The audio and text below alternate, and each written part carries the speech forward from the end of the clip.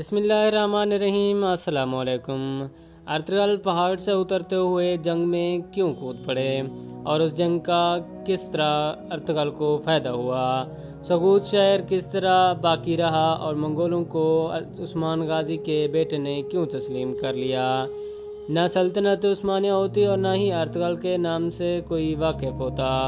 سلطنت عثمانیہ کا سہرا کس شخص کو جاتا ہے؟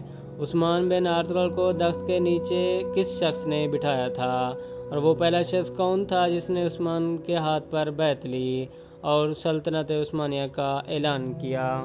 یہ سب اور بہت کچھ آپ سے شیئر کریں گے، لیکن اگر آپ ہمارے چینل پر نیو ہیں تو ہمارے چینل کو سبسکرائب کر دیں اور ساتھ ہی بیل آئیکن کو بھی کلک کر دیں۔ ارطغرل کی ابن العربی سے ملاقات پہلی بار کہاں پہ ہوئی تھی؟ دوسری ملاقات کس شہر میں ہوئی تھی؟ ابن العربی نے کس طرح ارطغرل کی روحانی مدد کی تھی؟ حلیمہ سے عشق کرنے کے بعد ارطغرل کو کس طرح مشکلات کا سامنا کرنا پڑا؟ اور اسی طرح سفید داڑھی والے کون تھے اور سفید داڑھی والوں کا کیا مقصد تھا؟ یہ سب ہم نے پچھلی ویڈیو پارٹ 1 میں آپ سے شیئر کیا تھا۔ اگر آپ نے ویڈیو نہیں دیکھی تو لنک ڈسکرپشن میں مل جائے گا۔ آگے بڑھتے ہیں اور ویڈیو کو سٹارٹ کرتے ہیں۔ ارطغرل اپنے قبیلے کے چھوٹے سے حصے کے ساتھ رکا واپس جا رہا تھا۔ وہ اپنے بڑے بھائی سے معذرت کر کے دوبارہ کائی قبیلے کا حصہ بننا چاہتا تھا۔ ماں حلیمہ بھی اس کے ساتھ تھی۔ یہ لوگ جب کوس داغ کے قریب پہنچے تو پہاڑ کے نیچے خوفناک جنگ چل رہی تھی۔ یہ لوگ رک کر جنگ دیکھنے لگے۔ ارطغرل کے دماغ میں اچانک کوئی خیال آیا۔ اس نے اپنے گھوڑ سواروں کو اشارہ کیا اور خواتین اور بچوں کو پہاڑ کے اوپر چھوڑ کر نیچے اترنے لگا۔ جون کا مہینہ تھا اور ارطغرل کے پاس صرف 200 گھوڑ سوار تھے، لیکن یہ لوگ جب پہاڑ سے اترے اور دھول اڑی تو یوں محسوس ہوا جیسے ایک بہت بڑا لشکر اتر آیا ہے۔ یہ لوگ نیچے پہنچے تو کئی گھوڑ سواروں نے ارطغرل سے پوچھا، ہم نے کس کا ساتھ دینا ہے؟ ارطغرل نے کہکا لگا کر جواب دیا، مظلوم کا۔ آپ یہ جان کر حیران ہوں گے، ارطغرل اور اس کے گھوڑ سواروں کو اس وقت تک قطعی یہ علم نہیں تھا کہ یہ جنگ کن کے درمیان ہو رہی ہے اور ان میں ظالم اور مظلوم کون ہے۔ یہ لوگ بس بلا وجہ اس جنگ میں کود پڑے تھے اور دونوں لشکر انہیں اپنا ساتھی سمجھ رہے تھے۔ یہ لوگ میدان کے قریب پہنچ کر رکے۔ انہوں نے مظلوم کا اندازہ لگایا اور دوڑ کر اس کی طرف سے لڑنا شروع کر دیا۔ یہ دادا دم تھے اور ماہر تلوار باز اور بہادر تھے، لہذا یہ لڑنے لگے تو مظلوم لشکر کا حوصلہ بڑھ گیا۔ ان کے اکھڑتے قدم جم گئے اور وہ جی جان سے لڑنے لگے۔ دیکھتے ہی دیکھتے جنگ کا پانسا پلٹ گیا۔ ہارتا ہوا لشکر جیت گیا اور جیتی ہوئی فوج پسپا ہو گئی۔ جنگ ختم ہوئی تو ارطغرل کو پتہ چلا۔ اس نے سلجوق سلطان علاء الدین کے ایک بات کی مدد کی تھی۔ سلجوق سلطان منگولوں کے ساتھ لڑ رہا تھا اور وہ یہ جنگ تقریباً ہار چکا تھا اور اناطولیہ یعنی عرض روم کی سلطنت اس کے ہاتھ سے نکل چکی تھی۔ لیکن پھر اچانک ارطغرل غیبی مدد بن کر پہاڑ سے اترا اور اس نے اس کا ملک بچا لیا۔ علاء الدین سلجوق نے ارطغرل کو بلایا، اس کی کہانی سنی اور اس کی جرأت اور بہادری کی داد دی۔ اس کا ماتھا چوما اور اس سے پوچھا، مانگو جو مانگتے ہو، میں ابھی تمہیں دوں گا۔ ارطغرل کے پاس رہنے کے لیے جگہ نہیں تھی، اس نے اپنے قبیلے کے لیے جگہ مانگ لی۔ سلطان نے یہ سن کر کہکا لگایا اور کہا، بس اتنی سی خواہش؟ ارطغرل نے جواب دیا، سلطان ہماری ضرورت اور اوقات اس سے زیادہ نہیں۔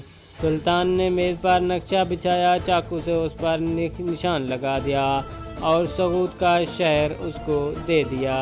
حقیقت میں اس وقت سقوط شہر نہیں بلکہ ایک علاقہ تھا۔ سقوط کی وادی وسیع چراگاہوں، جنگلوں اور جھیلوں پر مشتمل تھی۔ دریائے سکاریا اسے سیراب کرتا تھا اور یہ بازنطینی سرحد پر واقع تھی۔ بازنطینی ریاست کا بڑا شہر بورسا 100 کلومیٹر کے فاصلے پر تھا۔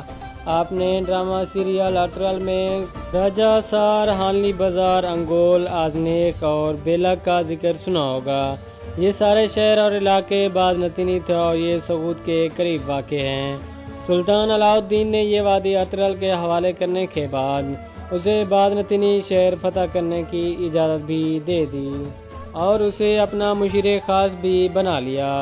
ارطغرل نے رکا جانے کی بجائے اپنا قبیلہ لیا اور یہ دریائے سکاریا کے ساتھ سعود کی وادی میں آباد ہو گیا اور اس نے سعود شہر آباد کرنا شروع کر دیا۔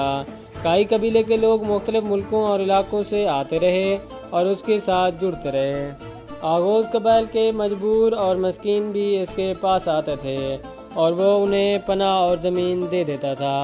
ارطغرل کی کہانی سعود میں پہنچ کر ختم ہو جاتی ہے اور وہ حقیقت میں باقی زندگی اس علاقے سے باہر نہیں نکلا اور اس نے خود کو وادی تک محدود رکھا۔ حانلی بازار، قراجہ حصار، انگول، ازنیک اور بیلک کو دراصل اس کے بیٹے عثمان غازی نے فتح کیا تھا۔ ارطغرل کے کارناموں میں صلیبیوں کا قلعہ فتح کرنا، حلب کو سائسو سے پاک کرنا اور اس کے علاوہ سلطان علاء الدین سے سعود کی وادی حاصل کرنا اور سب سے بڑھ کر تیسرے بیٹے عثمان کی تربیت کرنا ہے۔ اس نے اپنی زندگی اپنے قبیلے اور اپنی نسل کی ٹریننگ کے لیے وقف کر دی تھی اور وہ یہ کام 1288 عیسوی میں اپنے انتقال تک کرتا رہا۔ انتقال کے بعد اسے سعود ہی میں دفن کر دیا گیا۔ اس وقت سلجوق کمزور ہو گئے تھے۔ علاء الدین سلجوق کو زہر دے کر قتل کر دیا گیا۔ علاء الدین کے 3 بیٹے تھے، تینوں تخت کے لیے لڑ پڑے۔ ریاست مزید کمزور ہو گئی۔ غیاث الدین سلجوق بادشاہ بنا۔ وہ آخر میں منگولوں کے ہاتھوں مارا گیا اور یوں سلجوق ریاست ختم ہو گئی، جس کے بعد کائی قبیلے کے پاس 2 آپشن بچے تھے۔ یہ بھی منگولوں کے ساتھ لڑ کر مر جاتے یا پھر یہ خاموشی کے ساتھ کوئی درمیانی راستہ نکالتے۔ ارطغرل کے 3 بیٹے تھے، گندوز، ساروباتو اور عثمان غازی۔ عثمان 1258 میں سغوت میں پیدا ہوا تھا۔ یہ بہت سمجھدار اور بہادر تھا۔ اس نے قبیلے کی کمان سنبھالی اور منگولوں کو حقیقت مان لیا۔ منگول بازنطینی ریاست کو تاراج کر رہے تھے۔ بازنطینی قبائل بھی اس کے دشمن تھے۔ چنانچہ عثمان غازی نے منگولوں کے ساتھ معاہدہ کیا کہ یہ منگولوں پر حملہ نہیں کریں گے اور منگول ان سے سعود نہیں چھینیں گے اور مزید یہ بازنطینی ریاستوں پر حملہ جاری رکھیں گے تاکہ منگول مشرقی یورپ میں اپنا قبضہ رکھ سکیں۔ اور یہاں پہ یہ بات بھی ضروری ہے کہ منگول اس وقت تک مشرقی یورپ فتح کر چکے تھے۔ عثمان غازی کے پاس سرفروشوں کا ایک مضبوط دستہ تھا۔ اس دستے نے بازنطینوں سے یک شہر چھین کر فتوحات کا نیا سلسلہ شروع کر دیا۔ یہ بعد ازاں حانلی بازار اور قراجہ حصار پر بھی قابض ہو گئے۔ عثمان غازی کی 2 بیویاں اور 7 بیٹے تھے اور خان عثمان کے تمام بچوں سے زیادہ ذہین اور بہادر تھا۔ وہ کائی لشکر میں شامل ہوا اور سپہ سالار بن گیا۔ عثمان غازی کی زندگی کی 2 بڑی خواہشیں تھیں، ازنیک اور بورسا شہر فتح کرنا۔ یہ دونوں شہر 700 سال پہلے بہت چھوٹے تھے، لیکن یہ اس کے باوجود عثمان غازی کی زندگی کا مقصد تھے، کیونکہ اس کے قبیلے کے پاس ایک نسل پہلے تک خیمے لگانے کے لیے بھی زمین نہیں تھی۔ سعود شہر بھی ان لوگوں نے خود آباد کیا تھا اور یہ اس وقت تک ایک چھوٹا سا گاؤں تھا، اس میں قلعہ اور فصیل تک نہیں تھی۔ چنانچہ عثمان کی خواہشوں کے گھوڑے ازنیک اور بورسا جیسے شہروں کے سامنے پہنچ کر رک جاتے تھے۔ اس کی سوچیں بھی اس سے آگے نہیں سوچ سکتی تھیں اور خان اپنے والد سے عشق کرتا تھا، چنانچہ اس نے اپنی زندگی والد کی خواہش کے لیے وقف کر دی۔ بورسا شہر 1326 عیسوی میں فتح ہو گیا۔ عثمان غازی اس وقت تک بوڑھا ہو چکا تھا، وہ بیمار اور لاغر تھا۔ بیٹے نے بورسا کے مضافات میں والد کو گھوڑے سے اتارا۔ سامنے چنار کا ایک گھنا درخت تھا اور خان نے والد کو درخت کے نیچے بٹھا دیا۔ عثمان غازی نے بیٹے کا ہاتھ چوما اور وادی کو پیار سے دیکھ کر بولا، میری زندگی کی ساری خواہشیں پوری ہو گئیں، اب میرے جانے کا وقت آ گیا ہے۔ بیٹے کی آنکھوں میں آنسو آ گئے۔ اس نے والد کا ہاتھ چوما اور اپنے سپاہیوں کو بلایا اور اونچی آواز میں بولا، ہم آج سے عثمان غازی کے نام سے سلطنت عثمانیہ کی بنیاد رکھ رہے ہیں، اور میں اس سلطنت کا پہلا شہری اور سپاہی ہوں۔ اس نے والد کا ہاتھ تھاما، بوسہ دیا اور بیعت کر لی۔ سپاہی بھی قطار میں کھڑے ہوئے اور یا سلطان کہہ کر عثمان بن ارطغرل کی بیعت کرتے چلے گئے۔ یوں سلطنت عثمانیہ کی بنیاد پڑ گئی۔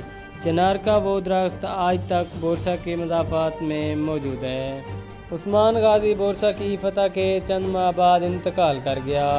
اسے بورسا کی پہاڑی پر دفن کر دیا گیا، اور پہاڑی 2 نسل بعد ارطغرل خاندان کا شاہی قبرستان بن گئی۔ عثمان غازی کے بعد اور خان نے عنان اقتدار سنبھالی اور کمال کر دیا۔ لہٰذا ہم اگر کسی کو عثمانی سلطنت کا کریڈٹ دے سکتے ہیں تو وہ اور خان تھا، کیونکہ ارطغرل کا سفر سقوط پہنچ کر ختم ہو گیا تھا، اور عثمان غازی کی خواہشوں کے گھوڑوں نے بورسا کے قلعے پر پہنچ کر دم توڑ دیا تھا۔ لہذا خاندان کو اگر اور خان نہ ملتا تو کائی قبیلے کی کہانی 1926 عیسوی میں بورسا پہنچ کر ختم ہو جاتی، اور ہم آج خلافت عثمانیہ سے واقف نہ ہوتے، کائی قبیلے اور ارطغرل سے بھی واقف نہ ہوتے۔ وقت انہیں خاک کی طرح اناطولیہ کی فضا میں تحلیل کر چکا ہوتا، اور ان کی داستان تک نہ ہوتی داستانوں میں۔